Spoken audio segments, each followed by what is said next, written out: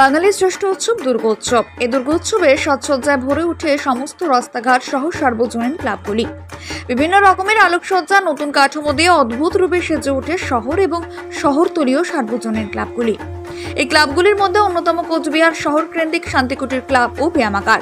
পুজোর এই মরশুমে অন্য রূপে সেজে উঠেছে শান্তিকুটির ক্লাব ও ব্যায়ামাগার। তাদের এবারের বিশেষ আকর্ষণের মধ্যে রয়েছে যীশুখ্রিস্টের আমলে চার্চ ভার্টিক্যাল সিটি। ক্লাব কর্তৃপক্ষদের আশা, এবার পুজোয় দর্শনার্থীদের বিশেষ আকর্ষণ হয়ে দাঁড়াবে এদের এই থিম। তাদের এই থিম নিয়ে ক্লাব কর্তৃপক্ষ আরো কি জানিয়েছেন, একবার শুনে নেব বিস্তারিত।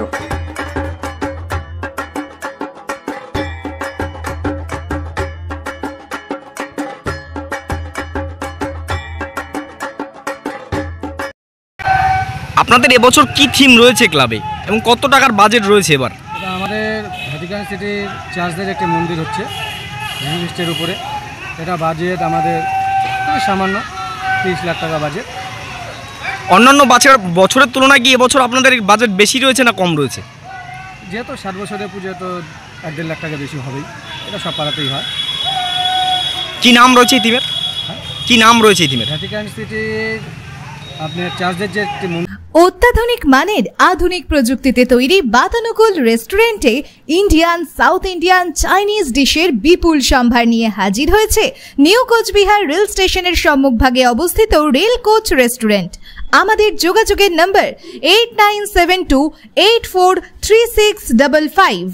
আছে মন্দিরে আদলে কি বার্তা দিতে যাচ্ছেন কোচবিহারবাসী? কোচবিহারবাসী তো বরাবরই জানে যে শান্তিকুটির ক্লাবের প্রতি একটা আকর্ষণ থাকে। বর্তমান সময়ে আপনাদের পুজোর প্রস্তুতি কি সমস্তটাই শেষ? প্রস্তুতি মোটামুটি শেষের দিকে। আমাদের যেরকম নাকি দ্বিতীয়তে উদ্বোধন, মানে ঠাকুর দেখা কি আপনাদের কয়েকদিন আগে থেকে চালু করে দিবেন না পুজোর মধ্যে? দ্বিতীয়তে মণ্ডপ খুলে দেবো, দ্বিতীয়তে মণ্ডপ খুলে দেবো। আর আমাদের প্রতিদিন আমাদের ভার্চুয়ালি উদ্বোধন আছে। ভার্চুয়ালি উদ্বোধনটা কবে হবে? 2 তারিখ। 2 তারিখে।